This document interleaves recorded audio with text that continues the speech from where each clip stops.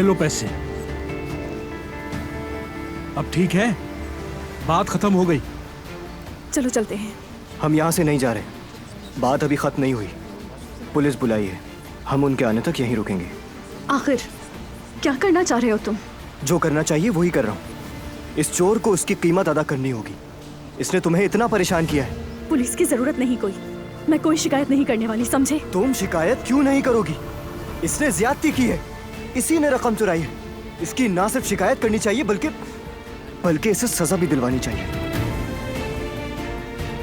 मेरी बात सुन लो, मैं शिकायत नहीं करूंगी। अब तो उसने माफी भी मांग ली है, अब क्या चाहिए? क्यों मेरे मामले में दखल दे रहे हो? तुम कहीं नहीं जा रही हो।